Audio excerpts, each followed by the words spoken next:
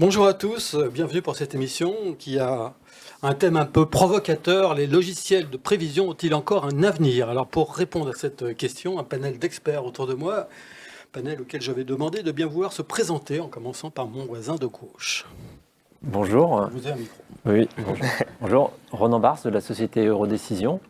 Donc nous, on est spécialisé dans la création d'algorithmes, donc dans plusieurs domaines différents. Et donc aujourd'hui, on est autour de la table pour parler des algorithmes qui sont utilisés dans les logiciels de prévision. Et donc nous, on travaille de la prévision pas que dans le domaine de la supply chain, on travaille également pour Air France, dans le domaine des prévisions de nuitées de camping, etc. Mais à la base, c'est toujours les mêmes technologies. Donc je suis ravi de pouvoir partager ce sujet, ce beau sujet avec mes camarades de table. Également ravi de vous accueillir, Amine. Oui, bonjour tout le monde.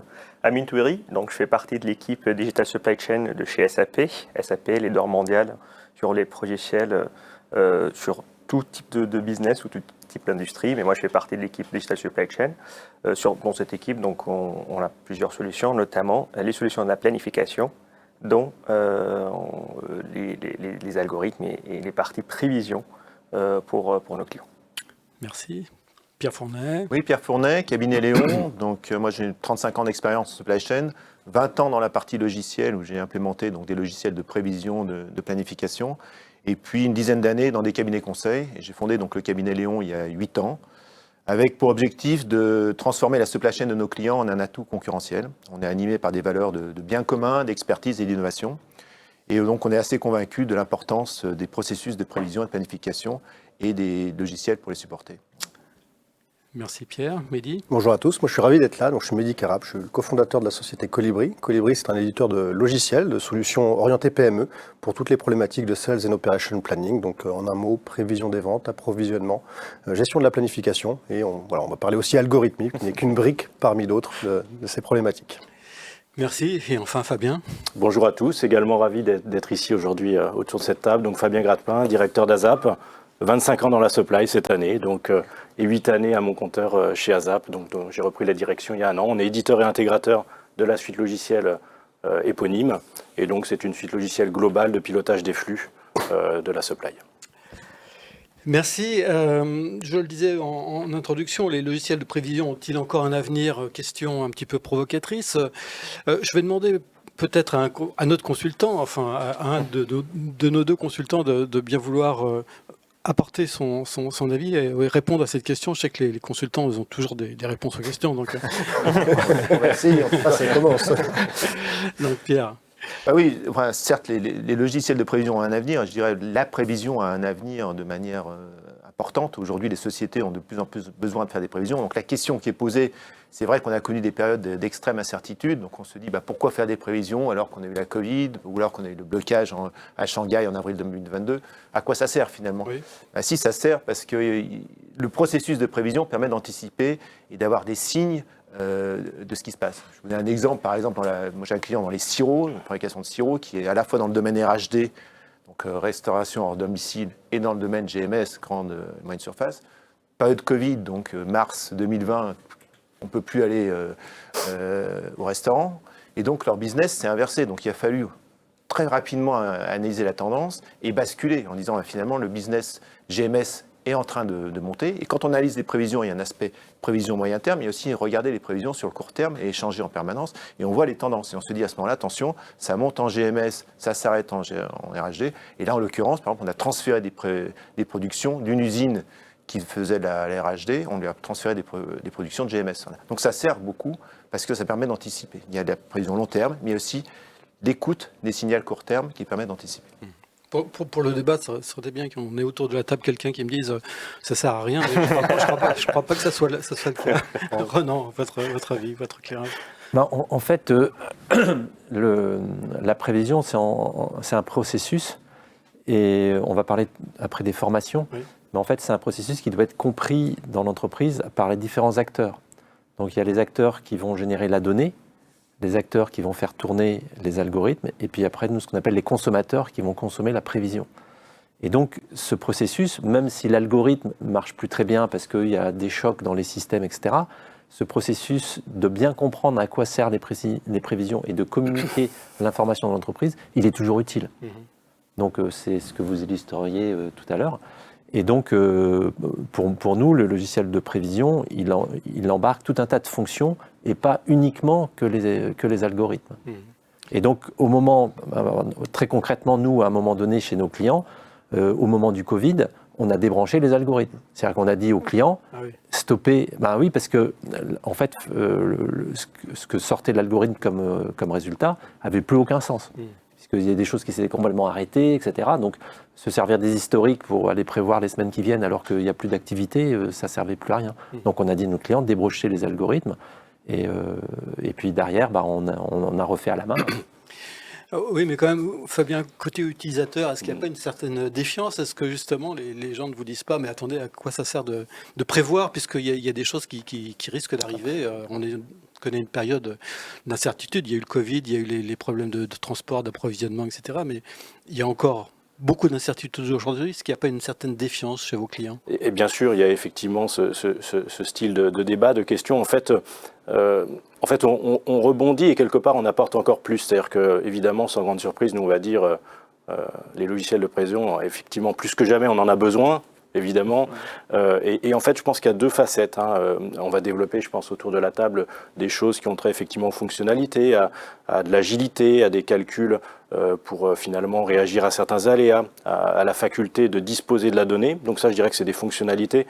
Mais je dirais en premier lieu, nous, ce qu'on voit, c'est que justement, pour répondre à cette question-là, c'est qu'on apporte, avec une solution de prévision, quelque chose de factuel. C'est-à-dire que finalement, dans le monde très incertain, très complexe, actuel, on a une base de données unique, on a finalement un langage unique pour parler de ce flux en interne chez nos clients, et ça rend les débats factuels, objectifs, et c'est vrai que la difficulté actuellement, c'est qu'au contraire, si on n'a pas ce type d'outils et de solutions partagées, collaboratives, on est dans des choses qui sont vite très subjectives et vite qui manquent finalement de recul et on réagit trop vite et pas forcément bien. Donc c'est finalement aussi ce qu'on apporte. En synthèse, c'est cette notion d'objectivité et de factuel.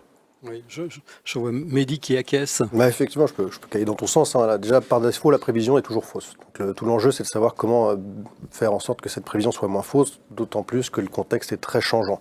Donc nous, notre philosophie, c'est de se dire justement, c'est un peu comme tu disais Fabien, la partie collaboration, faire mitiger le risque avec des inputs de différents secteurs. Pierre, tu parlais tout à l'heure de la grande distribution, par exemple. Comment savoir qu'un produit va être déréférencé? C'est le commercial qui a l'information en avance. C'est pas une intelligence artificielle. Donc, c'est comment arriver en fait dans un outil à faire intervenir les bons acteurs au bon moment, le plus simplement possible. Et ça, pour nous, c'est ça le vecteur de baisser l'incertitude. Donc, faire converger les utilisateurs dans le même outil et faire des scénarios pour envisager le pire et ainsi tirer les conclusions pour alimenter le processus SNOP. Et enfin, Amine. Oui, donc pour parler sur les prévisions, il ne faut pas que parler d'un logiciel, c'est tout un process de prévision. Et ce process-là de prévision, il est bien évidemment augmenté par ces process ou bien par ces fonctionnalités de collaboration, des fonctionnalités de scénario. Et j'ai deux choses très importantes à comprendre, et je pense qu'on oublie très vite dans la supply chain qu'on n'est pas dans la première fois où il y avait des interruptions, il y avait des perturbations dans les supply chains, il y avait eu des crises internationales, des crises mondiales par le passé, il y avait eu des interruptions ou des ruptures sur des matériaux très importants un peu partout dans le monde et pendant des années. Et les prévisions étaient toujours là pour essayer justement d'aller plus loin au-delà de ces ruptures. Donc c'est pas aujourd'hui parce c'est quand même quelque chose de très important qui se passe dans le monde, ou plusieurs choses très importantes qui se passent dans le monde, qui mettent peut-être en difficulté les équipes supply chain, mais c'est pas pour ça qu'on va dire il faut changer tout le paradigme de 1. Et la deuxième chose, c'est que on sait tous, et je pense qu'on va y arriver, que les prévisions se basent beaucoup sur le passé et sur l'enrichissement des algorithmes et des capacités à prévoir le futur. Et je pense que ce type d'événement, ce type de perturbation unique va enrichir les capacités des solutions à mieux les prévoir dans le futur. Donc ça rend plutôt les logiciels d'une façon générale, les logiciels et les process de prévision beaucoup plus riches et beaucoup plus adaptatifs à gérer ce type de problématique. Bon, donc je crois qu'il y a un consensus. Les logiciels ont quand même un avenir. Mais alors, qu'est-ce qui pousse? Alors, j'ai souvent entendu dire, les éditeurs notamment, que finalement leur principal concurrent c'était le tableur Excel.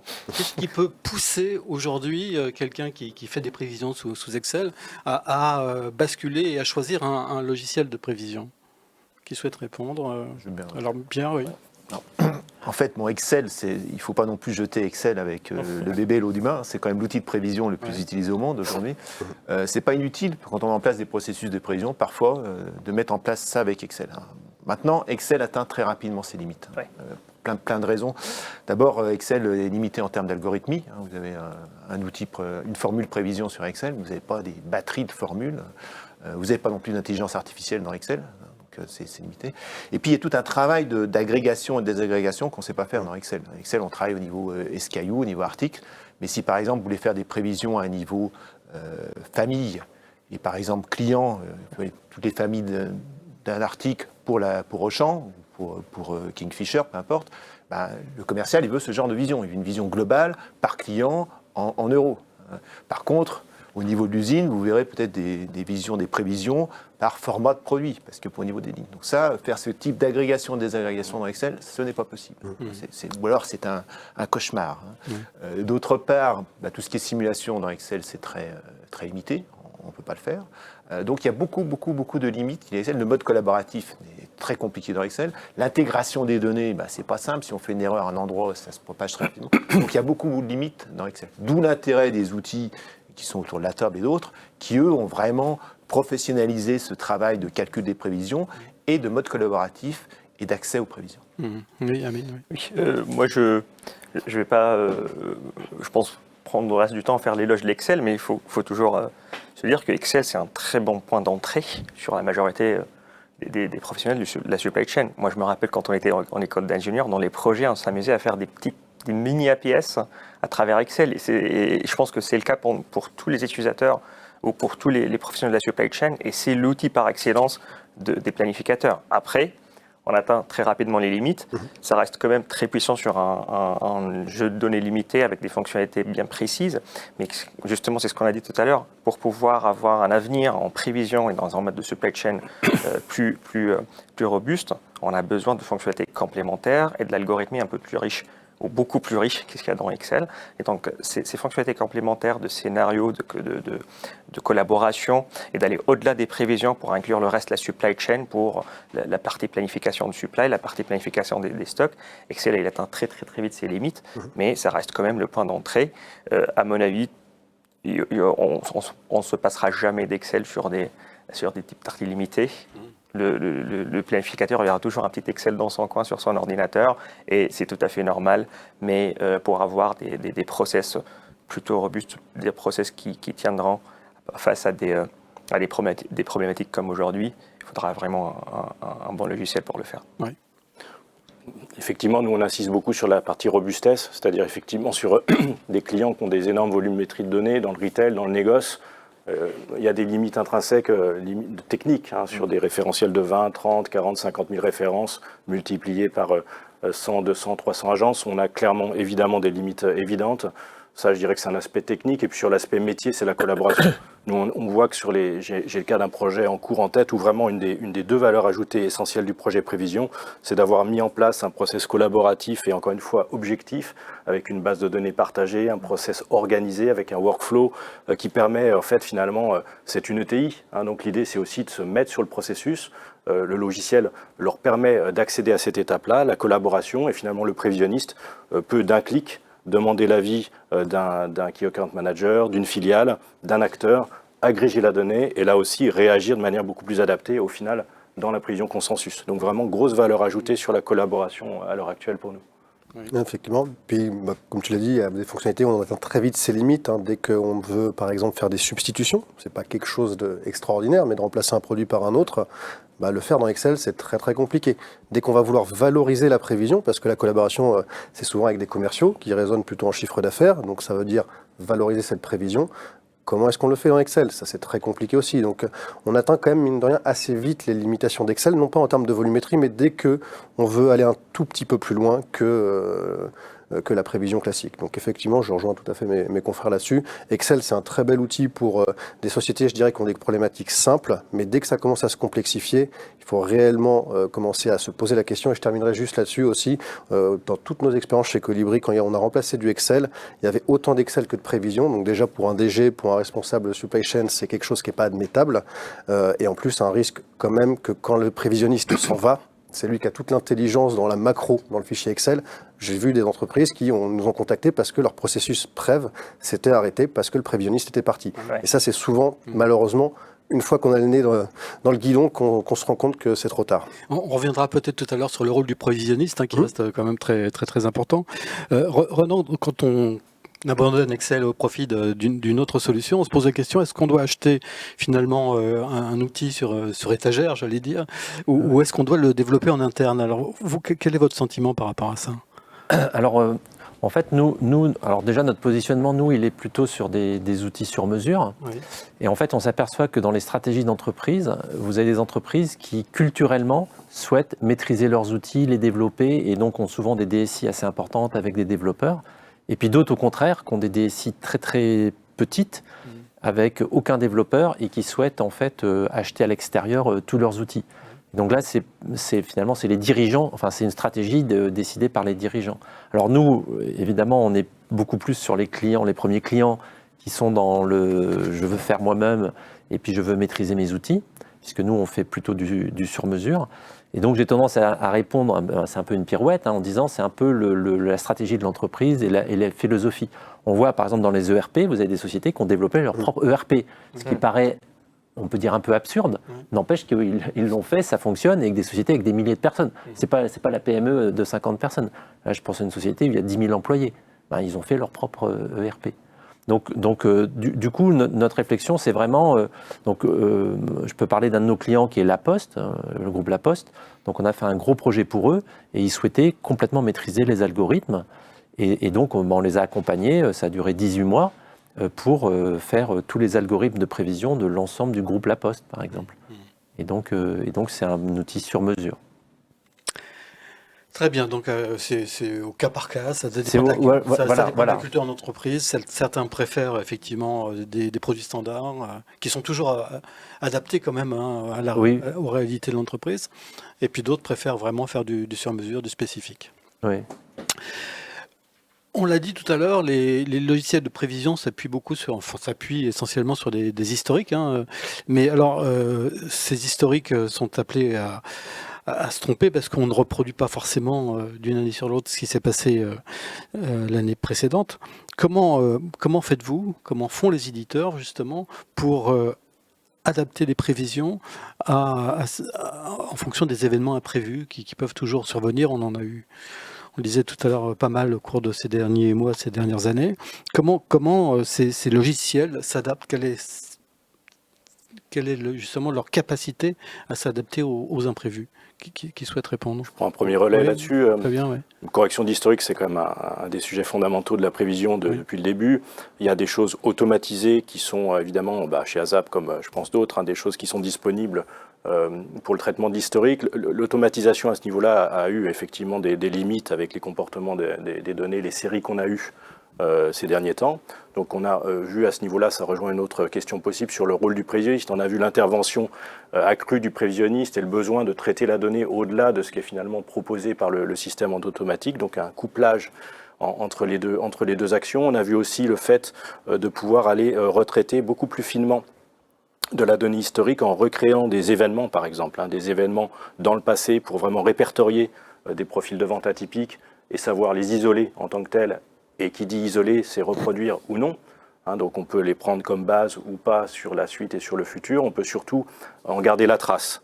Je rejoins là aussi le leitmotiv de rendre le débat objectif. Finalement, les temps ont été quand même assez chahutés. Le fait de garder la trace et l'information de manière cohérente permet là aussi de prendre des décisions un peu plus éclairées. Donc en synthèse, le point de vue ASAP là-dessus, c'est sur le traitement d'historique, il y a des choses classiques est très utile. Encore une fois, sur des gros référentiels de données, l'automatisation est très très utile. Warning par rapport au contexte actuel où vraiment le rôle et l'intervention humaine peut être essentiel. Et puis un complément sur la gestion à part entière des événements ou des pics particuliers qu'on a pu avoir.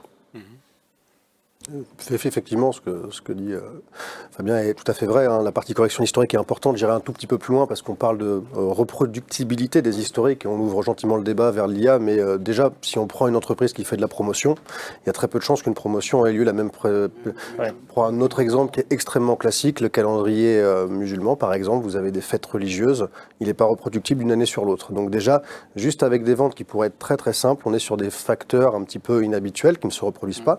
Donc on peut derrière, dans des outils comme Colibri, intégrer par exemple cette logique de calendrier qui ne se reproduirait pas d'une année sur l'autre pour pouvoir gérer ce pic. En France, la Saint-Valentin, Noël, c'est tout le temps la même période, mais certaines fêtes se décalent. Donc la partie revue d'historique est extrêmement importante. Et après, on ira, je pense, un petit peu plus loin, mais tout ce qui est événements encore plus exceptionnels, événements macroéconomiques, événements, derrière, les algorithmes peuvent prendre ces données, ces variables exogènes. Mais je pense que là, on ouvre un débat qu'on verra sans doute tout à l'heure, c'est la disponibilité de l'information, à quel coût on intègre ou non une variable, est-ce qu'elle est vraiment pertinente? Attention aux corrélations fallacieuses. Donc on va aller gentiment vers un débat plus complexe. Mais voilà, je rejoins tout à fait mes collègues sur la correction d'historique. Amine. Exactement. Vous avez dit traitement d'historique, correction d'historique. Des fois, on parle de nettoyage d'historique aussi. Ouais. En fait, l'idée, c'est de justement donner la possibilité à l'utilisateur de choisir une des trois manières, l'intervention manuelle, l'intervention semi-manuelle ou semi-automatique ou l'intervention complètement automatique. Et là, je vais commencer par l'inverse, la partie automatique, je pense qu'on y reviendra avec l'IA et avec les technologies avancées. La partie semi-automatique, c'est moi que je dis au système de chercher qu'est-ce qu'il doit chercher. Est-ce que je cherche à identifier une ancienne ou une promotion historique? Est-ce que je cherche à identifier une rupture de stock, des choses qui sont justement des perturbations dans la régularité de la demande? Et puis une intervention manuelle, c'est là où on va faire aussi appel à des capacités de l'outil, de fonctionnalités de collaboration, des fonctionnalités de simulation de scénario. Et c'est justement le rôle des prévisionnistes pour pouvoir influencer positivement le résultat des prévisions pour ne pas fausser une prévision future sur base de historique qui a besoin d'être nettoyé. Oui, concernant les scénarios, justement, Pierre, on en a beaucoup parlé au moment du Covid. Il y avait donc possibilités pour les entreprises qui disposaient de ce genre d'outils de mettre en place des scénarios what if. Bien sûr, d'où l'intérêt des outils. Les outils logiciels permettent, on a parlé de nettoyage historique, il y a aussi des notions de catégorisation des produits. Par exemple, on va sur la partie automatique, si on a par exemple beaucoup de références, on va peut-être faire la correction automatique d'historique sur les références qui se vendent le moins. Par contre, regarder de manière un peu précise les runners et faire de la correction manuelle d'historique par rapport à ça. Il est aussi lié à la maturité du prévisionniste. Si c'est quelqu'un qui démarre, on a peut-être intérêt à lui faire un peu de correction manuelle avant de passer à la correction automatique. Ouais. Sur la partie scénario, oui, l'intérêt des outils, et là encore par rapport à Excel, c'est la possibilité de faire plusieurs scénarios. On fait plusieurs scénarios, on va pouvoir dire si la tendance augmente, on fait plusieurs scénarios et on va faire des analyses de scénarios pour prendre des décisions dans le cadre du processus de prévision en demand review, donc la phase finale du processus de prévision. On va dire à ce moment-là, quel scénario on choisit pour valider les prévisions. Ça, c'est le prévisionniste qui fait ça Alors, le prévisionniste, dans la logique, il anime le processus de prévision. Donc, il anime de la correction d'historique, d'aller chercher les informations au niveau du commerce, sur les nouvelles promotions, sur les arrêts, sur les lancements, sur les déréférencements, sur plein d'informations qu'on peut trouver. Et ensuite, ces informations sont consolidées. Et au niveau de la demand review, donc là, on réunit le commerce, qui lui va prendre la décision du chiffre. Il y a un vrai challenge qui est fait, et c'est important dans la logique et en termes de maturité, c'est que le prévisionniste challenge le commerce. Le commerce ou le marketing, le chef de produit. Si je prends l'exemple, moi je travaille chez L'Oréal. L'Oréal, c'est une machine à lancer des produits. Vous avez le jeune chef de produit qui se lance son premier shampoing, il est enthousiaste, et c'est normal, c'est ce qu'on lui demande. Il dit, je vais en vendre sur une base 100. Et nous, on avait des prévisionnistes qui disaient ton shampoing, dans la catégorie où tu le positionnes, on a vendu le même, on a lancé le même il y a 1 an et demi, on en a vendu 50. Donc on discute et on affine. Donc c'est ça le rôle aussi du prévisionniste. Mais à la fin, c'est le commerce qui tranche et qui valide la prévision. Derrière, le prévisionniste, il mesure. On va mesurer, on en parlera peut-être tout à l'heure, la fiabilité de la prévision.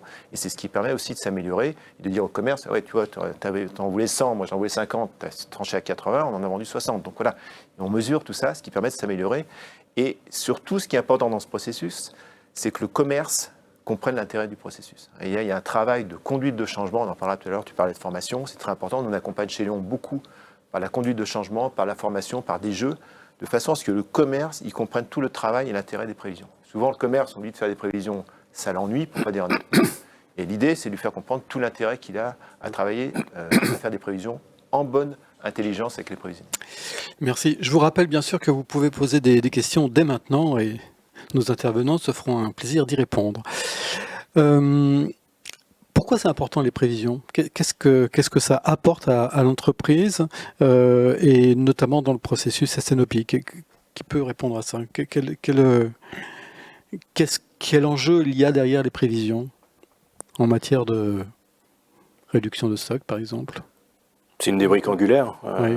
Donc prévoir, déjà, comme on dit des fois, prévoir pour avoir. Hein, finalement, c'est parce qu'on prévoit qu'on va pouvoir un peu anticiper, un peu beaucoup même, et avoir finalement cette faculté à analyser ce côté disponibilité produit versus horizon dans les scénarios SNOP. Ça semble un peu évident dit comme ça, mais c'est important. Et dans le SNOP, c'est aussi la finalité de la prévision. C'est-à-dire la prévision sert toujours à quelque chose en tant que telle. C'est effectivement pas une fin en soi, mais ça sert à avoir une bonne visibilité. Ça sert donc à disposer de la marchandise, à savoir quand elle sera là. Ça sert aussi à dimensionner, par exemple, des activités industrielles. Si c'est la vocation industrielle, donc à quel niveau j'ai besoin de telle ligne de production et quand. Donc là, si on rentre sur le débat des produits, par exemple, très saisonniers, on a besoin d'anticiper et de lisser énormément l'aspect production. Donc ça, c'est un des enjeux essentiels au niveau SNOP. Dans le cas du retail ou de la distribution, on rejoint les sujets d'approvisionnement. Un exemple tout simple là-dessus, c'est que par exemple, on prévoit sur un certain horizon, parce que dans le cas d'un import lointain, si on n'a pas prévu, on revient 6 mois après. Donc finalement, voilà, c'est vraiment différents enjeux suivant les contextes dans les cas de scénario SNOP. Oui. Je pense que tout à fait d'accord avec cette vision-là, parce que on est tous dans le monde de la planification de la supply chain. L'objectif ultime de la planification de la supply chain, c'est la maîtrise de cette supply chain-là. Et pour maîtriser quelque chose, il faut l'anticiper. Et pour bien l'anticiper, il faut bien le prévoir. Et donc, sa partie prévision, c'est vraiment la porte d'entrée vers cette maîtrise qui sera effectivement derrière un process SNOP bien exécuté qui va au-delà de la prévision, mais ça reste toujours la première étape. On a parlé tout à l'heure des discussions qu'il peut y avoir avec plusieurs équipes dans l'entreprise, la partie marketing, l'équipe vente, l'équipe product management, l'équipe production, mais tout ça, ça commence par une première étape qui est la prévision. Quand j'arrive dans l'entreprise, je dis je prévois de vendre tant, je prévois de produire tant, je prévois d'utiliser tant sur mes outils de production et sur ma supply chain. C'est là où je vais commencer la discussion pour pouvoir discuter et négocier avec les parties prenantes internes et externes pour bien gérer mon entreprise et ma supply chain. Et donc, pas de bonne planification sans prévision. de bonne prévision. Effectivement. C'est clairement, et puis pour revenir sur ce que vous disiez, c'est que je pense qu'aujourd'hui, quasiment toutes les entreprises qui gèrent des biens manufacturés ou importés ont besoin de faire des prévisions. La question, c'est sur quel horizon. Est-ce que c'est court terme, moyen terme? Si mon délai d'approvisionnement est plus long que ma prévision, je suis mal parti pour gérer ça. Donc en fait, je dirais même que toutes les entreprises doivent faire des prévisions. La grosse différence, c'est sur quel horizon, quelle maille. Est-ce que c'est à la journée, sur les 10 prochains jours? Est-ce que c'est sur 6 mois, 18 mois? Est-ce que c'est plutôt comme ça les bonnes questions à se poser? Quel horizon, quelle finalité j'en fais? Et après, derrière, il faut rentrer dans un processus d'exécution. Et c'est là où les cabinets de conseil sont très importants pour pouvoir justement, parce que la prévision en tant que telle, là aussi, il y a une fréquence de mise à jour. Si vous faites une prévision par an, on rencontre beaucoup de sociétés qui nous disent c'est super, on fait une prévision par an.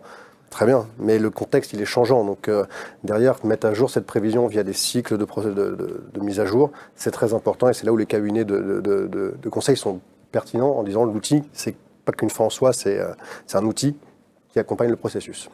Donc prévision à différentes mailles, court terme, moyen terme, long terme. Tout à fait, c'est important, les différents niveaux de prévision.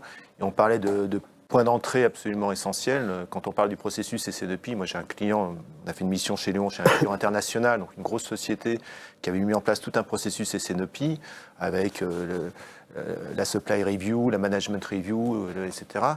Et en fait, ça ne marchait pas, Ça ne marchait pas. Et en fait, on a fait l'analyse. Pourquoi? Parce que le niveau de fiabilité des prévisions était très faible. Ils avaient une forecast accuracy à 50%. Ça ne pouvait pas marcher. Donc on leur a dit, reprenez au départ l'entrée principale. Parce que vous pouvez mettre un processus SNOP super, mais si la demand review, si la prévision n'est pas bien faite, tout le reste n'est pas bon. Donc c'est vraiment le premier lorsqu'on Et travaille. pourquoi elle n'était pas bien faite dans ce cas de figure? C'était un processus qui était mal conçu. On faisait beaucoup confiance à l'outil. C'était un outil, donc on prenait les résultats de l'outil. Il n'y avait pas vraiment de processus de challenge et de discussion entre la supply chain et le commerce. Donc on prenait les résultats de l'outil et on disait l'outil c'est bon, quoi. Et en fait on s'est rendu compte d'abord que les historiques étaient mal nettoyés. Donc déjà au niveau de l'outil c'était mal fait. Et en plus il n'y avait pas ce travail de collaboration et de challenge de prévision de commerce. Donc ce qu'on disait tout à l'heure, les outils c'est bien, les processus sont nécessaires avec les outils et il faut également l'accompagnement au changement. Donc voilà, tout ça pour dire que la demand review, la partie prévision, c'est vraiment le point d'entrée. Et si on doit travailler au niveau de l'amélioration de sa supply chain et de ces processus de prévision et de planification, il faut d'abord commencer par le processus de prévision. Oui. Comment on fait matcher justement dans les outils les prévisions de vente, les prévisions commerciales et les prévisions financières par exemple? Qui souhaite répondre? Oui. Alors, moi, je voulais juste apporter un élément là sur les résultats. Nous, on travaille pour plusieurs sociétés dans le e-commerce. Et donc, on est sur une activité où, dans la semaine, vous avez un lundi fort, un mercredi faible, par exemple. Dans le mois, vous avez également la première semaine du mois qui est souvent beaucoup plus forte que la dernière semaine du mois. Et ensuite, dans l'année, vous avez la fin d'année où, par rapport au mois de mai, qui est le mois un peu moyen, vous faites x2 en novembre. Donc vous êtes dans une organisation où vous devez adapter ce qu'on appelle le staffing, c'est-à-dire les personnels, qui est quand même un budget important, à des flux des variations de volume et tout au long de l'année, etc. Et là, les outils de prévision permettent en effet finalement de bien adapter son staffing pour ne pas être en sur-effectif ou sous-effectif et donc permettre de respecter les délais, etc. Alors, je reprends toujours le e-commerce, qui a eu des baisses assez récentes. Donc, quand vous êtes dans des croissances de 10-15% par an, à la limite, vous êtes un peu surstaffé. Bon, c'est pas trop grave, parce que vous vous décalez 2 mois après, vous êtes staffé comme il faut. Mais quand vous êtes en décroissance, c'est plus du tout la même histoire. Parce que là, vous courez après votre surplus de personnel. Et donc, on a vu des grands acteurs arrêter de construire des entrepôts, licenciés, etc. Et là, un outil de prévision permet justement de bien anticiper, stopper plus tôt les recrutements, ne pas remplacer les départs, etc. Donc pour nous, un des gros enjeux des outils de prévision sur la partie staffing dans des environnements comme ça où ça bouge beaucoup, mais on voit ça aussi en production, dans les usines, etc., ou dans les supermarchés, pour nous, là, il y a un vrai enjeu d'adaptation du personnel à l'activité, quoi. Peut-être juste pour répondre à ta question sur la partie... oui, réconciliation des... En fait, c'est très intéressant, ta question est très intéressante. Je me rappelle d'un client dans l'agroalimentaire, fabricant de boissons.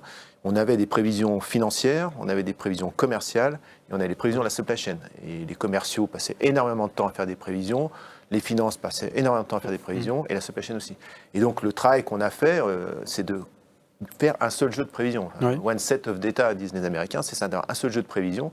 Et après, on va travailler sur ce jeu de prévision et partager ces prévisions. Et en effet, l'intérêt des outils, des logiciels, c'est qu'on peut faire des prévisions en unités, on peut faire des prévisions en euros, on peut même calculer la marge, etc. Ça peut aller assez loin. Donc, on peut vraiment réconcilier. Mais derrière, c'est vraiment un changement aussi d'esprit et d'expliquer que la finance et le commerce peuvent faire confiance aux prévisions qui sont faites par la supply chain. Et que ces prévisions de la supply chain doivent alimenter les prévisions du commerce et la finance. En revanche, l'aspect budget, c'est une autre dimension. C'est qu'il ne faut pas non plus confondre le budget avec les prévisions. Le budget, c'est une ambition. Et parfois, dans les sociétés, on voit ça, les gens disent, nous, on a des prévisions, c'est notre budget. Non, c'est deux choses différentes. Donc, il y a le budget qui est une ambition, et l'idée, justement, du SNOP, c'est de voir le gap qu'on peut avoir entre ses prévisions et son budget. Ce qu'on appelle le gap analysis, et comment on file the gap, quoi. C'est là, on dit, ouais, on devait faire 100, on a un budget de 100, on a une prévision de 90. Qu'est-ce qu'on fait maintenant? On se réunit, est-ce qu'on fait plus de promotions, est-ce qu'on lance un produit plus tôt, etc. Donc c'est bien ces deux notions qui sont importantes. Une seule prévision pour la finance, le commerce, etc., mais un budget qui est différent de la prévision. Alors je vous propose à ce niveau du débat qu'on fasse un petit break, parce qu'on me fait signe au niveau de la régie qu'on a énormément de questions. Alors c'est normal, parce que vous êtes également énormément nombreux ce matin à être connectés. Donc Hervé se lève, il va prendre les questions, une par une. Bonjour Jean-Philippe et bonjour à tous. Alors, comment et quand les entreprises qualifient-elles la réussite ou au contraire l'échec d'une prévision? Et auriez-vous des exemples? Alors, Alors. qu'est-ce qu'une bonne prévision et qu'est-ce que... Alors, Comment et quand? Alors, Oui. Ouais. Il y a le quand et le quand. Le quand, il y en a deux. oui. La première partie, c'est juste quand on parle d'une prévision statistique. À la sortie de cette prévision, on a des premiers indicateurs sur la qualité de cette prévision. C'est des indicateurs purement mathématiques. Oui. Et après, il y a l'après-coup. Donc, une fois qu'on a réalisé notre exercice de la supply chain, on peut faire toujours tout un tas d'études sur nos qualités de prévision, notamment sur l'apport des prévisions. On a parlé tout à l'heure de la collaboration de plusieurs parties prenantes. On peut voir aussi la valeur ajoutée du marketing dans ma prévision, la valeur ajoutée des commerciaux dans ma prévision, la valeur ajoutée des prévisionnistes purement supply chain dans ma prévision, et là avoir une idée sur quantifier justement cette qualité de prévision. Le comment, donc il y a des outils purement mathématiques, comme on l'a dit, ça c'est les algorithmes, des erreurs qu'on connaît tous dans la littérature, et après il y a justement ces réunions post-SNOP qui vont nous permettre de voir est-ce qu'il y a quelque chose qui va devoir changer dans le process, parce qu'on a parlé tout à l'heure des solutions, mais aussi le process autour. Est-ce qu'on devrait peut-être donner plus de poids à l'historique ou donner plus de poids sur les introductions produits ou sur des prévisions commerciales. Et donc ça reste toujours un processus cyclique où on introduit les résultats mathématiques avec de l'analyse du process qui a lieu après coup. Oui, je voulais dire, une prévision peut être très très bonne et puis se dégrader. C'est-à-dire que l'exemple du Covid est un bon exemple. C'est-à-dire que vous pouviez avoir vos algorithmes parfaitement bien réglés, donc tout fonctionnait bien avec, alors nous on appelle ça des marges d'erreur, nous mettons 5, plus 5, moins 5%, ce qui est une très bonne prévision. Et puis un événement ou un choc apparaît, et puis tout le système il se dégrade. Donc en fait c'est une bonne prévision à un moment donné. Oui. C'est-à-dire, faut toujours surveiller, donc faut toujours regarder son système, etc. Mais quand tout va bien, c'est quoi une bonne prévision? C'est ça, c'est 5... Oui, c'est ça, oui, ça peut même être en fait, alors pareil, ça dépend de la volumétrie. Donc si vous avez de la volumétrie, alors, si on prend l'exemple d'un produit, ce qu'on appelle les fast movers, ou ceux où vous en vendez des milliers par jour, c'est assez facile et que c'est stable, ça c'est assez facile à bien prédire. Maintenant, si vous en vendez 2 par semaine, là, c'est beaucoup plus compliqué à prévoir. Donc, on ne peut pas répondre de façon générale.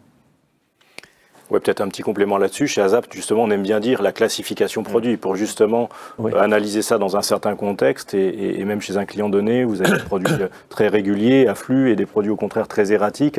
On dispose d'ailleurs d'un savoir-faire particulier là-dessus par rapport à des méthodes et une approche particulière sur ce type de produit. Donc, on contextualise, on classifie. Et puis on aime aussi dire que la prévision c'est comme une boucle vertueuse. Finalement c'est au fil du temps que le prévisionniste, sa solution et son process se bonifient et qu'au fil du temps finalement on gagne aussi en fiabilité et en qualité de cette prévision. On va prendre une autre question. Quel est l'intérêt de la prévision par rapport au DDMRP? Voilà. Très bonne question. On va enfin parler du DDMRP. On parle toujours du DDMRP. Il y a le point. Ça arrive. Non, Bon, alors, qui se lance? Moi, je peux apporter un petit bout de réponse. Je pense que alors, on parlait tout à l'heure d'horizon de prévision. Donc, il y a long terme. Alors, pour nous, long terme, c'est 2 ans, maille mensuelle. Moyen terme, c'est maille hebdo sur 6 mois, 12 mois. Et puis, court terme, c'est jours sur quelques semaines. Je ne pense pas que DDMRP va aider à faire une prévision long terme. Par exemple. Donc peut-être que si on prend l'ensemble du besoin en prévision, il y a peut-être des endroits où il va être efficace, mais globalement, il ne va pas être efficace sur l'ensemble des besoins de prévision d'une C'est vrai entreprise. que si on déconstruit en plus la mécanique du DDMRP, il y a quelque chose qui s'appelle les buffers, qui est la clé d'entrée. Ça, c'est basé sur la prévision. Donc déjà, on est tous, je pense, d'accord pour dire que sans prévision, calculer un buffer uniquement sur l'historique, c'est cavalier, surtout par rapport à tout ce qu'on vient de se dire. On rappelle Pardon. pour ceux qui Vous avez tout à fait raison. que le DDMRP, Le DDMRP, c'est une méthode de planification. tirée par la demande. Exactement. Et qui a un point central qui est ce qu'on appelle les buffers, qui sont en fait une sorte de dimensionnement de stock, produit fini, semi-fini, et qui est basé sur un calcul de prévision, normalement, si tout se passe bien. Et comme vous l'avez très bien dit, ça dépend de l'horizon. Si vous faites du grand import, je serais toujours intéressé de débattre sur l'intérêt du DDMRP quand on fait du grand import, avec des délais de 6 mois, pour en plus, après, derrière, avoir les contraintes de saturation camion, entrepôt et conteneurs. Donc, le DDMRP a besoin de la prévision. D'accord. C'était bien de le préciser, Hervé. Faire valider ou décider de la prévision par le commerce est une question de maturité et de volonté d'entreprise, car cela demande du temps. Quel temps un commercial peut-il accorder à la prévision selon vous ? Un certain temps. Non, mais Un temps certain. on est tous du côté supply chain. Moi, je dirais, idéalement, ça serait 100% de son temps. Mais après, derrière, on sait que ça ne sera pas possible. Il faut bien qu'ils vendent. Ouais, il faut qu'ils vendent, ouais. De temps en temps. Donc, justement, je regarde ça de mon point de vue de En supply fait, chain. Pardon. Non, pardon, non. Non, en fait, le commerce, il fait des prévisions. Il faut bien comprendre que le commerce, de toute façon, dans son activité, on lui demande de faire des prévisions. Oui, On bien lui sûr. demande, sa direction lui demande de faire des prévisions. Donc, il le fait, ce travail-là. Oui. Donc, c'est plutôt lui expliquer l'intérêt qu'il a travaillé avec le supply chain en bonne intelligence et de s'appuyer sur des prévisionnistes qui vont lui faire son travail de prévision. Et lui, de travailler plutôt sur les aspects marché, de promo, de référencement, ces choses. Contexte concurrentiel, tout ça. Et en fait, c'est une question de maturité. La question est bonne. Il faut en effet faire monter en maturité les entreprises, d'où l'importance de tout ce qui est formation, accompagnement au changement, pour faire comprendre au commerce de l'intérêt. Si on décrit des processus de prévision, qu'on choisit des super outils qu'on a autour de la table, mais que derrière on ne fait pas l'accompagnement au changement, on n'y arrivera pas. Il faut vraiment à un moment donné que le commerce soit vraiment impliqué et l'aider à s'impliquer là-dedans. Puis je pense aussi, comme tu le dis Pierre, effectivement, avoir une logique, et le disait Fabien aussi, d'avoir une logique de priorisation. Parce que passer de dire je dois revoir tous les mois mes 100 produits par client, avoir vraiment cette logique de catégorisation. Mon temps est précieux, j'ai pas que ça à faire. Sans aller trop loin, mais on a parlé tout à l'heure de mesures de fiabilité, d'apport de la prévision commerciale, c'est peut-être de se dire, toi mon cher collègue commercial, tu as donné beaucoup de valeur ajoutée à la prévision sur cette gamme de produits, continue là-dessus. Sur cela, perds pas de temps, laisse l'outil gérer. Donc c'est ça l'intérêt des outils, c'est de maximiser l'efficacité par rapport au temps imparti. Je pense qu'on a parlé tout à l'heure de segmentation, de catégorisation des produits. On parle aussi je pense que l'objectif des logiciels de prévision, c'est justement de limiter ou bien limiter le temps nécessaire pour pouvoir produire une bonne prévision, notamment pour les parties commerciales. En faisant la blague tout à l'heure, je pense que le commercial ne pourra pas passer son temps à faire des prévisions, mais l'objectif de l'outil, c'est de lui dire justement, comme on l'a dit, ces produits-là, tu as été extrêmement bon par le passé, on prend directement le résultat automatique.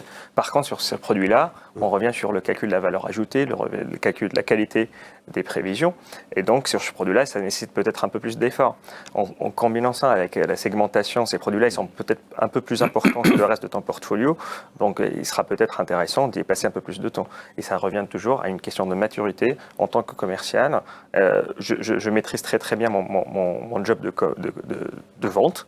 Mais est-ce que j'ai de la valeur ajoutée dans le reste de la supply chain? Ça dépend de la maturité, de la structure commerciale de l'entreprise. Oui, puis pour donner un autre exemple, là aussi, c'est prévoir pour avoir. Finalement, le commercial, il a un rôle essentiel, c'est que son rôle, c'est effectivement de vendre.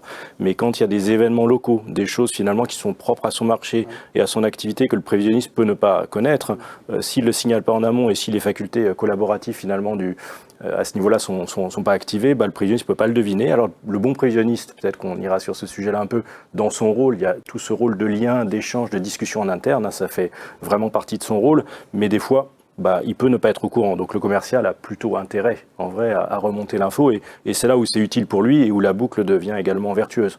C'est clairement, je contribue au process pour avoir ma marchandise, mon produit, à l'instant T où j'en ai besoin. Hervé ? Concernant les historiques, un des choix à faire est de travailler sur le commandé ou sur l'expédié. Dans le cas d'une entreprise qui a un taux de service de 70%, saturation, manque MP, les deux sont biaisés. Que préconisez-vous? Quelle aide pour le prévisionniste? Dans nos exercices, l'idée, c'est de se rapprocher le plus près de la demande du client. Donc ça, c'est, on va dire, le rêve éveillé d'avoir la demande réelle du client. Après, de manière très réaliste, on travaille beaucoup avec des PME, on fait avec les historiques que l'on a, facturés, livrés. Par contre, derrière, en fonction de l'historique que l'on va injecter dans l'outil, on va devoir nettoyer plus ou moins. Donc si c'est des historiques de livraison, va rentrer en compte les nettoyages des ruptures, les nettoyages des problèmes de qualité, des problèmes d'expédition. Donc en fait, la bonne question, c'est d'essayer la bonne pratique, je dirais, c'est d'essayer de se rapprocher au plus près de la demande client et de prendre l'historique qui s'en rapproche et après de nettoyer en adéquation. Mais ça, voilà, après, on travaille avec des PME, on fait souvent avec ce qu'on a, donc malheureusement, c'est... Se rapprocher de la demande client, ça veut dire quoi? La demande réelle, c'est par exemple, vous en tant que consommateur, vous avez demandé 100, mais finalement, je vous livre que 50 et 2 mois après. Moi, en tant qu'entreprise, c'est souvent cette information que j'ai dans mon système. Par contre, ça m'intéresserait, c'est de faire ma prévision sur votre demande initiale qui était d'avoir 100. D'accord. Donc, c'est d'essayer de se rapprocher au plus près de la demande réelle du consommateur ou du client. Et je pense aussi qu'une des bonnes pratiques que les logiciels de prévision peuvent justement permettre d'offrir aux équipes supply chain, c'est justement ce travail de scénario. Si aujourd'hui j'ai une information limitée, c'est juste les commandes expédiées par rapport à la quantité commandée, ou que j'ai une entrée de quantité commandée que je ne peux pas prévoir, aujourd'hui que peut être fonctionnel, j'ai toujours la possibilité en tant que prévisionniste d'avoir des scénarios en disant je fais confiance à ma quantité expédiée, ça sera mon scénario principal, je vais me baser dans mes prévisions sur cette partie-là. Par contre, je crée un scénario parallèle qui veut dire si j'avais prévu autant que la quantité commandée, voilà l'image, ou voilà à quoi ressemble ma supply chain dans le futur. Et encore une fois, on revient toujours sur des qualités de prévision. On peut voir sur 2, 3, 4 exercices, comparer les résultats et de dire ça sera peut-être le temps de passer sur les quantités commandées en incluant peut-être des facteurs exogènes comme le taux de service ou autre chose, et de passer d'un paradigme à un autre. Donc la conclusion, c'est de dire en tant que logiciel de prévision, il faut avoir la possibilité de permettre à l'utilisateur de grandir dans sa maturité, de passer d'un cas où je passe prends l'exemple des commandes expédiées, vers un cas un peu plus best practice ou bonne pratique, justement, de s'approcher aux commandes clients. Juste pour rebondir sur ce que tu disais, c'est très difficile, nous on constate, c'est très difficile de récupérer, à part quand on est dans l'e-commerce, mais de récupérer les quantités commandées. Je travaillais récemment avec un distributeur de fromage, et les filles prennent des commandes comme ça au téléphone, il dit j'en veux 100, 100 reblochons, il dit j'en ai 80, je vous en mets 80, du coup, mais l'information elle est perdue, quoi. Donc on perd l'information initiale. Donc oui, idéalement, ce serait bien d'avoir les quantités commandées. Dans la pratique, c'est très difficile de les récupérer. C'est bien, ça sent le vécu, ça. Alors, je sais pas si la question va arriver, mais je la pose quand même. On a beaucoup parlé d'IA ces derniers temps dans les prévisions. On en est où exactement? Qu'est-ce que vous avez injecté, je dirais, comme IA dans vos outils, et est-ce que c'est probant? Est-ce que l'intelligence artificielle donne véritablement des résultats aujourd'hui en matière de prévision? Alors, moi, en fait, finalement, dans le processus de prévision, il y a la partie data, nettoyage des données, injection des données, etc. Donc, on parlait d'historique, etc., mais d'un flux de données qui arrive. Ouais. Après, il y a les algorithmes qui tournent. Et après, il y a l'interprétation des résultats, etc. Donc, déjà, il y a deux endroits auxquels on met en fait des systèmes experts. C'est en plus des algorithmes, mais c'est en amont et en aval. Ouais. Alors, en amont, c'est pour détecter des erreurs.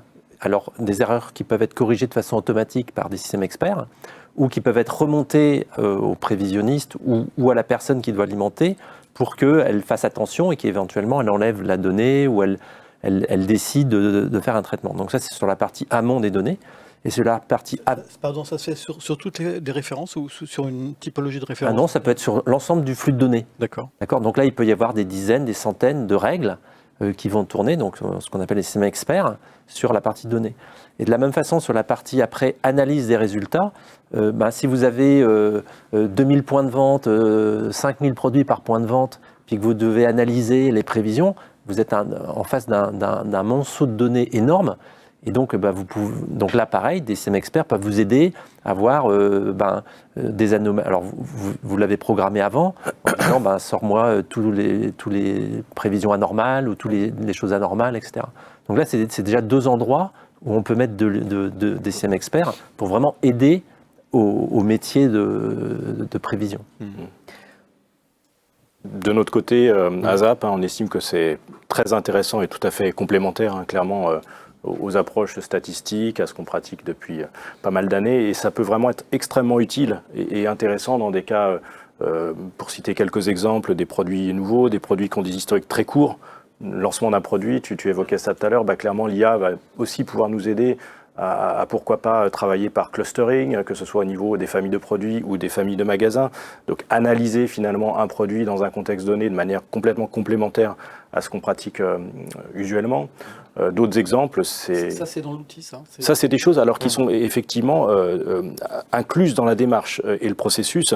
On a des data scientists, en fait, donc côté ASAP, qui analysent dans ce type de schéma et dans ce type de données les facteurs exogènes, les données. Et leur job à eux, c'est, alors quand il y a un data scientist chez le client, c'est de travailler évidemment en partenariat. S'il n'y en a pas, c'est d'infuser ça et de mettre en place un petit processus à ce niveau-là pour effectivement injecter ce qui est utile dans le processus de prévision. Donc là, on a vraiment un travail, on va dire, d'analyse qui est également essentiel. C'est en tout cas comme ça qu'on le voit chez ASAP. Oui.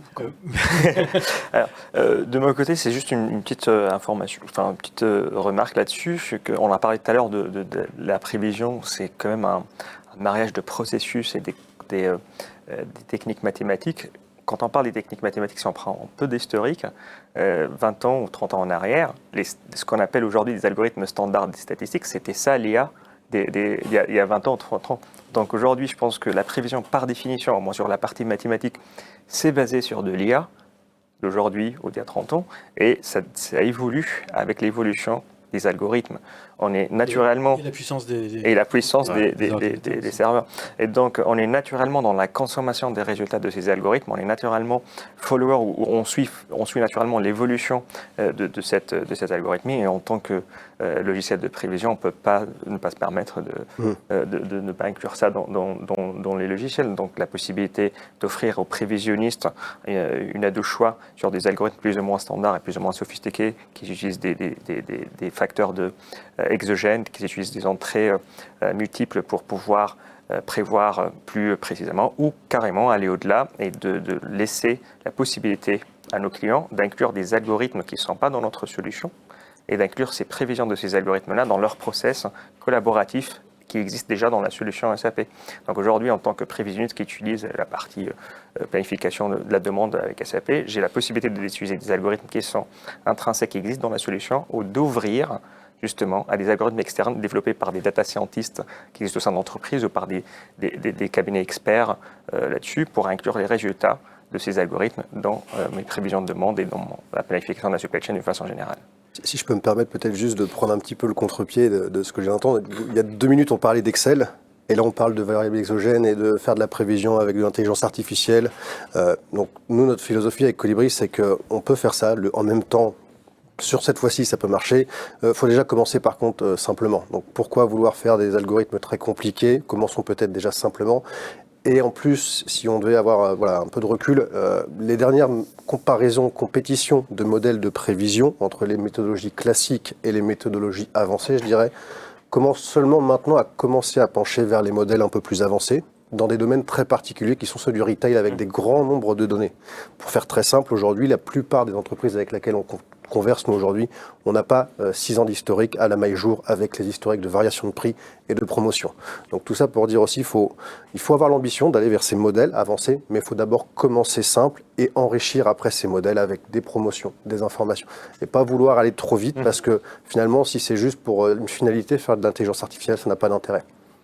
Oui, mais il est vrai aussi que vous vous adressez pas forcément à la même typologie d'entreprise, vous et SAP. Enfin, effectivement, effectivement, tout à fait. Mais même ne serait-ce qu'avoir ces données, c'est juste rajouter une variable exogène, rajouter une information, c'est un projet à part entière très compliqué. Donc, quand on parle de données exogènes, on évoque souvent aussi les données météorologiques, enfin, toutes les perturbations météorologiques, enfin, tout au moins les prévisions météorologiques et climatiques. Comment c'est intégré dans les outils et comment...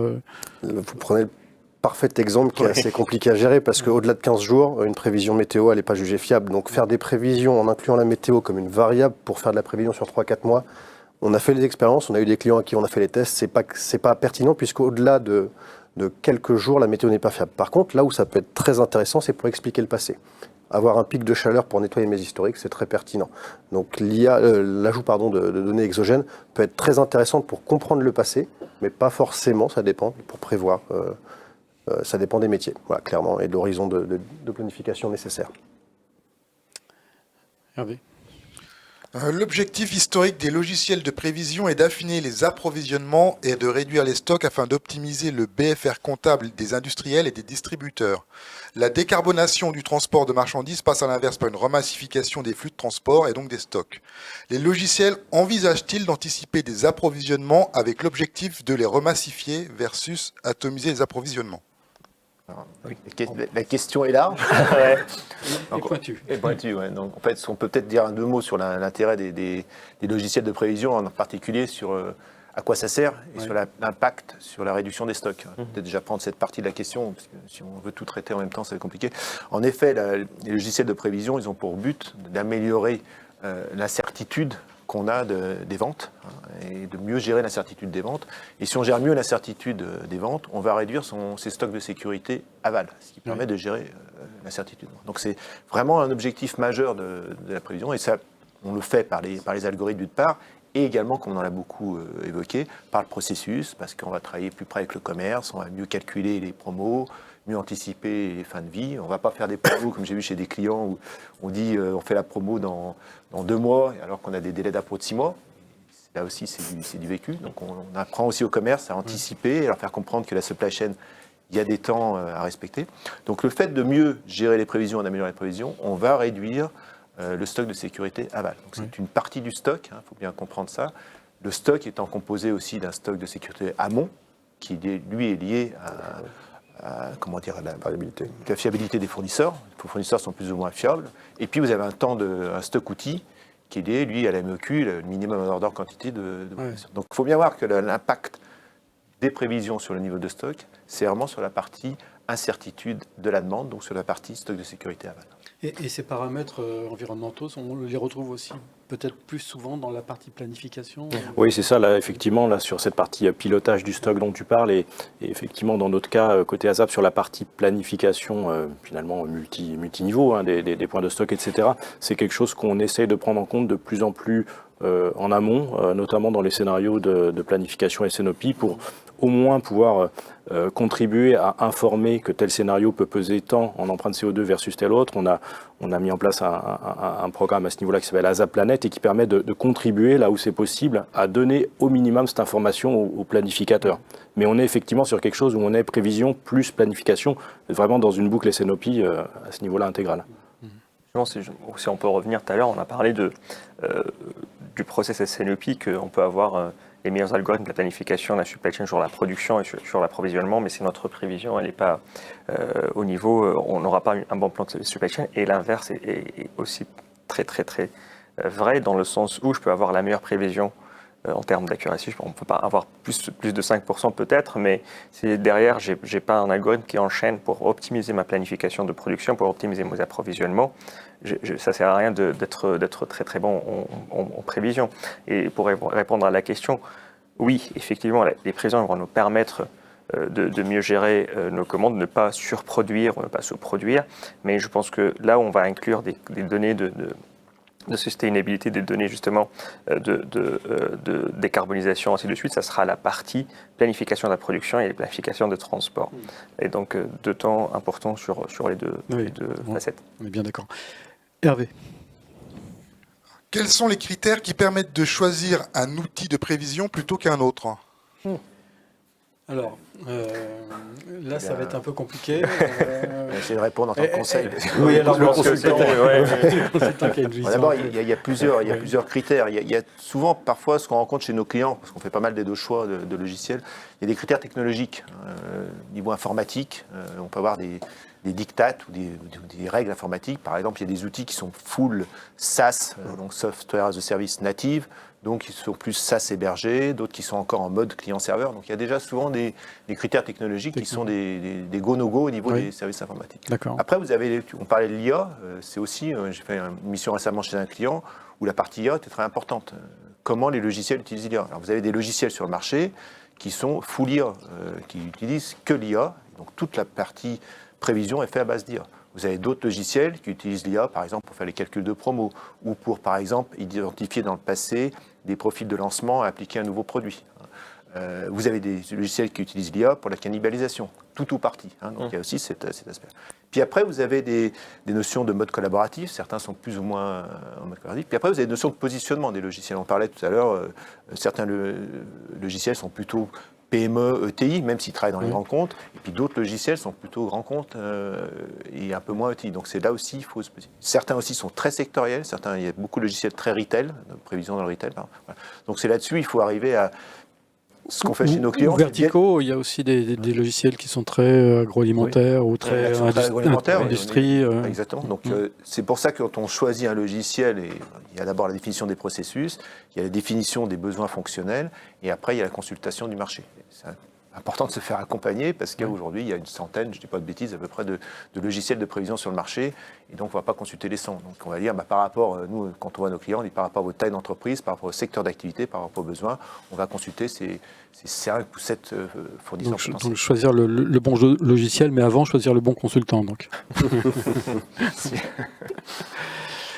Hervé. Comment faire des prévisions quand les volumes sont beaucoup liés à l'évolution des prix du marché et au positionnement, parfois changeant, de son entreprise au sein de cette évolution des prix? Oui, alors ça c'est un sujet, je pense, qui doit être très prégnant en ce moment dans les entreprises. Moi, je peux répondre. Dans certains cas, on ne peut pas faire de prévision. Hein. C'est-à-dire que quand une prévision, vous avez un taux d'erreur de 50%, plus ou moins 50%, est-ce que le chiffre, il veut dire quelque chose? Non. Donc en fait, quand on lance un algorithme et qu'on a des prévisions qu'on va appeler de mauvaise qualité, en fait, il ne faut pas utiliser l'information.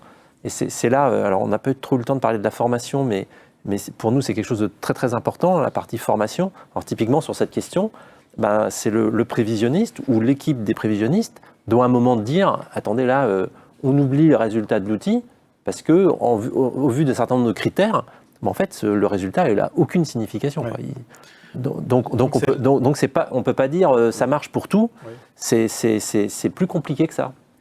Et c'est très important, surtout, de savoir quand est-ce que ça ne marche pas. Oui. Donc l'interprétation est au moins aussi importante que le... Oui, c'est pour ça que la partie formation, de compréhension de qu'est-ce que c'est qu'une prévision, et donc formation des utilisateurs, est très très importante. Oui. Et puis, si on prend par exemple des produits d'un producteur, d'un fabricant, il va faire ses classes ABC, et encore une fois, les classes C, où c'est quelques ventes par mois ou des ventes erratiques, on dit c'est pas éligible aux prévisions. Oui. C'est un point, je rejoins totalement, cette catégorisation est importante. Il y a des produits qu'on va très bien gérer sur prévision, il y a d'autres produits qui sont erratiques qu'on va gérer sur seuil de réappro. On regarde le taux de service qu'on veut et on met un seuil de réappro, du coup on s'en occupe plus après. Et on parle beaucoup aussi de bonne prévision. On a entendu beaucoup, c'est des questions qui sont souvent remontées. C'est quoi une bonne prévision? Ce qu'on propose aussi, nous, c'est d'être très pragmatique et d'essayer d'avoir une sorte de baseline de comparaison et de dire si on prend la moyenne passée, est-ce qu'on arrive à la battre ou pas? Toujours d'avoir une mesure de référence pour dire est-ce qu'un modèle arrive à faire mieux ou pas. Et ça permet déjà de se dire qu'on fait mieux, qu'on s'améliore avant de cibler des taux de service, des taux de fiabilité très, très complexes. C'est typiquement un sujet à plusieurs vitesses, ce sujet du prix et de la prévision, parce qu'on peut travailler sur des baselines, effectivement des prix moyens, une compréhension du prix versus ce qu'on projette, et puis on peut aller typiquement là, sur un sujet pareil beaucoup plus loin, sur des notions d'élasticité, d'études de positionnement et de baseline de prévision versus finalement l'élasticité du prix de vente.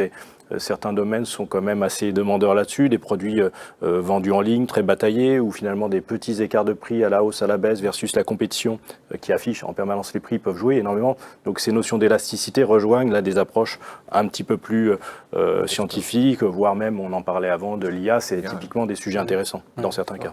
Exactement. Je pense que le prix, c'est l'un des facteurs exogènes par excellence qu'on peut inclure dans des algorithmes de prévision qui tendent plutôt vers du machine learning ou de l'IA. Oui. Oui. Sur la question de la formation, c'est vrai que c'est un sujet important, on ne l'a pas encore abordé. Les interlocuteurs que vous rencontrez aujourd'hui vous paraissent à niveau, j'allais dire. Est-ce qu'il n'y a pas un déficit justement de formation dans ce domaine-là? Alors, je ne sais pas si on peut le dire comme ça, mais en tout cas, ce qui est important, je pense, c'est de toujours contribuer à finalement professionnaliser tout ce processus. Oui. Et dans notre cas, c'est vrai qu'il y a le projet de mise en œuvre avec un fort accompagnement de méthodologie, de projet, de cadrage. Et donc, quelque part, ça participe à cet effort de formation au sens large. Et on voit de plus en plus des clients qui nous demandent des formations régulières, voire de l'amélioration continue. Et là, on arrive sur des offres d'accompagnement sur le long terme au processus. Et donc là, c'est de la formation, je dirais, plus. C'est finalement, on se met en partenariat avec un client, qui peut être d'ailleurs une ETI ou un grand compte, les deux cas arrivent, et on dit, on se met finalement sur un plan d'action, sur un certain horizon, avec de l'amélioration continue, à la fois de fiabilité, à la fois de process interne, à la fois de visibilité en interne au sein de la société, donc vraiment de l'amélioration continue au sens large. C'est un point important sur la formation, parce qu'on la voit souvent sur la prisme du prévisionniste. La formation, c'est important d'impliquer l'ensemble des acteurs d'entreprise. Nous, on fait ça beaucoup avec des jeux. Et je me rappelle toujours une formation qu'on avait fait pour un exemple, un fabricant de matériel électrique, distributeur de la GSB. On avait fait une formation, un jeu, d'appro, etc. Et à la fin, une key account manager, une brillante key account manager, qui nous dit, ouais, finalement, le stock, ça coûte de l'argent, quoi. Ça prouve que dans les sociétés, parfois, le commerce n'a pas une vision complète de la supply chain, ne se rend pas compte de ce que c'est qu'un délai d'appro, ce que c'est qu'un coût de stockage. Donc le fait de les impliquer dans une forme de sensibilisation à la supply chain, ça permet de les impliquer complètement au processus de prévision. Oui. Redécision, vous avez fait des stages aussi Oui, donc nous, on a une formation prévision à notre catalogue, Oui. et donc on fait régulièrement, donc on forme des personnes. Et là, je parlais du projet qu'on avait fait pour La Poste. Dans le cas de La Poste, on a formé plusieurs centaines de personnes. Ah oui. Donc il y a eu tout un programme de formation. Donc, sur site, alors. Oui, c'était vraiment... le programme, il a été adapté complètement pour que les exemples soient des exemples de La Poste, etc. Parce que sinon, on va faire des exemples on fait des exemples un peu de tous les domaines. Et donc, quand le client il veut vraiment former ses équipes, il veut qu'on parte de ces données, de ces historiques, et que les travaux pratiques, parce qu'on fait beaucoup de travaux pratiques, justement, c'est un peu comme le jeu dont tu parlais, parce que si vous avez... s'il y a quelqu'un qui est dans la grande distribution, puis que vous lui parlez de file d'attente à la Tour Eiffel, vous voyez, il va dire ouais, mais comment j'adapte ça, donc nous, dans nos formations, il y a plein de modèles différents et de cas différents. Par contre, quand on veut faire une formation sur mesure, on refait les modèles, on refait les travaux pratiques. Avec les chiffres. Avec les données du client. Okay. Ouais. Hervé. Comment gérer la prévision, donc dans les logiciels de prévision, en cas de rupture prolongée? Est-ce seulement par la correction de l'historique ou avec une prévision manuelle? Tout dépend de ce qu'on appelle une rupture prolongée. Mais il y a des choses aussi très pragmatiques qui est en fonction de la donnée dont on dispose. Il y a certains clients qui disposent de l'information combien de jours j'ai été en rupture. Ça, c'est quelque chose que beaucoup d'entreprises ont. Si on intègre cette information dans l'outil de prévision, vous voyez, être en rupture un jour sur un mois ou 15 jours sur le mois, c'est pas la même chose. Donc, juste en intégrant cette information que beaucoup de PME ont finalement, on se rend compte qu'ils l'ont, ça permet déjà de savoir si je dois passer du temps ou pas à corriger mes historiques. Si j'ai qu'un jour par mois de rupture, je vais pas passer de temps. Si j'ai vraiment plus de 5 jours, je vais catégoriser mes produits et passer un peu plus de temps. Donc, notre réponse serait plutôt de se dire d'être réaliste et de passer du temps là où il y en a besoin, si tant est soit-il qu'on puisse mesurer la durée de la rupture. Hervé, on a beaucoup de questions aujourd'hui, c'est bien, c'est bien. Contrairement au modèle statistique classique, l'IA se base sur plusieurs paramètres au-delà de l'historique. Cette nouvelle masse de données nécessite d'être récoltée, analysée et apurée. Lors d'un projet de mise en place d'un outil de prévision basé sur l'IA, quelle est la part de ce travail lors du projet et qui le prend en charge financièrement? Est-ce que c'est l'éditeur, le client ou les deux? Alors, très bonne question. Oui. Alors, qui souhaite... On a des éditeurs qui ont des solutions à base d'IA qui disent envoyez-nous vos données et on fera le tri. Donc c'est eux qui se disent on prend tout ça en charge et on fait le tri complet des données. Donc à la limite le client il envoie en masse ces données et c'est le système d'IA qui va faire le tri. Donc c'est pas forcément un travail supplémentaire pour le client. Après, il y a aussi effectivement ce que le client a comme données. Donc, faire la catégorisation des données, se dire c'est des données pertinentes ou pas, c'est une première chose. Ce qui peut être un peu plus intéressant, c'est de se dire quelles sont les données que je n'ai pas aujourd'hui qui pourraient me donner de la valeur ajoutée, les panels ou autres.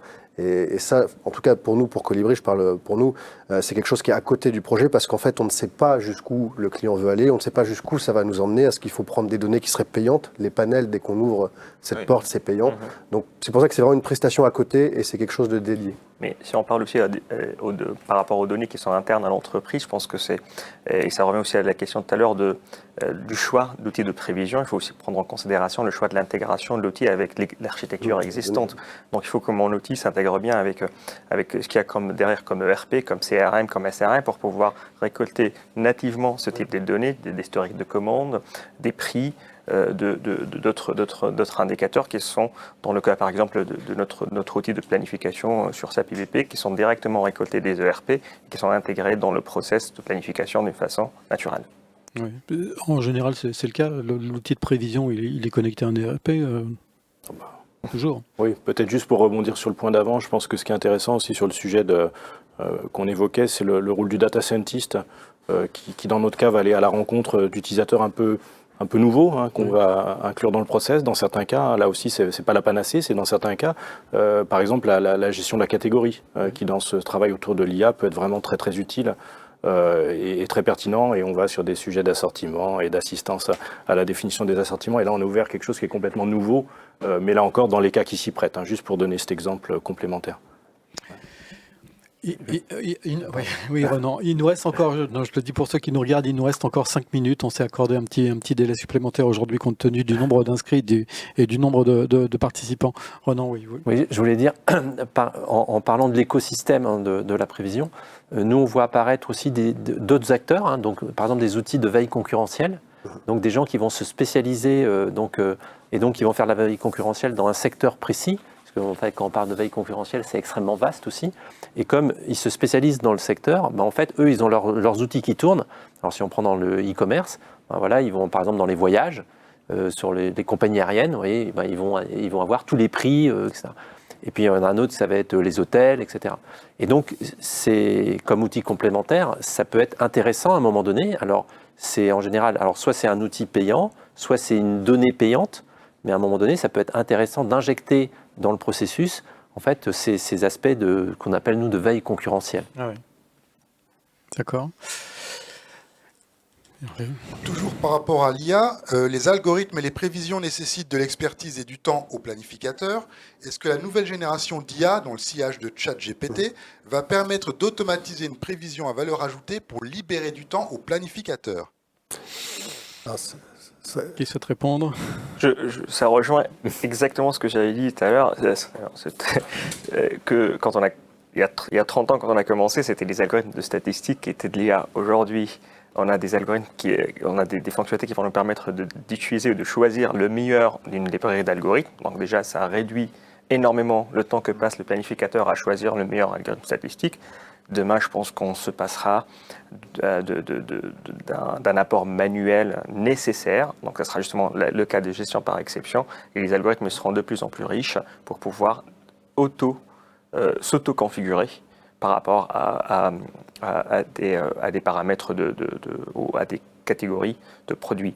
Aujourd'hui, est-ce que c'est le cas où on va pouvoir laisser un système de prévision tourner tout seul pour pouvoir nous générer des résultats suffisamment intéressants, suffisamment productibles? Je ne pense pas que ça soit le cas aujourd'hui, mais je pense que ça ne va pas tarder.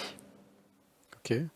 Et le planificateur, je pense qu'on est tous d'accord pour se dire qu'il a quand même un avenir, au moins de coordonnées, parce qu'une IA qui fait cohabiter des commerciaux et la supply, ça n'existe pas encore. Donc ChatGPT a de belles versions futures à venir. Mais voilà, l'IA va peut-être simplifier la tâche de planification, mais il y a toujours un travail de coordination qui est humain. Et c'est pas demain, je pense, c'est ma prévision personnelle, que ça sera remplacé par une IA. Merci. Alors, on va peut-être prendre une dernière question maintenant. Une toute dernière, en croisant plusieurs méthodes de prévision, saisonnalité avec la méthode des moindres carrés, est-ce que cela va permettre d'avoir moins de marge d'erreur sur les prévisions et est-ce que les logiciels de prévision d'aujourd'hui facilitent cette fonctionnalité pour l'utilisateur ? Oui, Amine. Je viens d'en parler, notamment la partie de ce qu'on appelle le choix du meilleur résultat, donc la possibilité de faire fonctionner plusieurs algorithmes et les mettre en concurrence pour pouvoir utiliser le bon algorithme pour la bonne combinaison produit site ou produit client ou les trois. Donc ça c'est quelque chose qu'on a déjà aujourd'hui. Je pense que la possibilité aussi de fusionner en termes avec des ratios, des résultats de fonction, des résultats d'algorithmes de prévision. Ça reste toujours une possibilité, mais avant tout ça, c'est le rôle du prévisionniste qui va être capable de déterminer en fonction de son historique, en fonction des qualités de son produit, en fonction des paramètres, de déterminer le bon algorithme. Après, le rôle de l'outil, c'est de fournir le résultat par rapport à cet algorithme. Oui, ces modèles experts sont extrêmement utiles et effectivement peuvent permettre ça. Et ce qui est intéressant, c'est de redonner la main au métier pour ensuite travailler la donnée, la confirmer, la finaliser, ajuster des tendances, des saisonnalités. Donc nous, chez ASAP, l'idée, c'est que le logiciel doit vraiment être anti-boîte noire à ce niveau-là pour que l'utilisateur puisse, au final, donner sa patte et influencer le cours de sa prévision. Exactement. Non, tout à fait en phase. Le mot de la fin. Non, le mot de la fin, c'est en effet, il y a 20 ans, on regardait beaucoup les algorithmes, et on jugeait les logiciels sur les algorithmes qu'ils avaient, et on comparait les typologies d'algorithmes, certains avaient leur propre algorithme. Après, comme tu l'as dit, maintenant il y a des best fit scénarios, donc les logiciels sont capables de choisir les bons algorithmes. L'IA va aller dans ce sens-là, mais par contre, il restera en effet tout le travail derrière d'échange avec le commerce et le marketing pour faire la bonne prévision qui soit validée en demand review de façon à alimenter le processus SNOP. D'où l'importance de l'ergonomie dans les outils. Oui. Eh bien, merci beaucoup à vous pour nous avoir éclairé sur cette question qui manifestement suscite beaucoup d'intérêt, puisque vous avez été très nombreux également à poser vos propres questions et nous vous en remercions. Bien écoutez, je pense qu'aujourd'hui on a, sinon la réponse à cette question, les logiciels de prévision ont-ils encore un avenir ? Vous nous avez répondu qu'au minimum, il était toujours intéressant de prévoir, même si prévoir, c'est toujours se tromper. L'important étant de se tromper le moins possible. Merci encore, merci à vous et à très bientôt pour une prochaine émission sur le plateau de Supply Chain Village.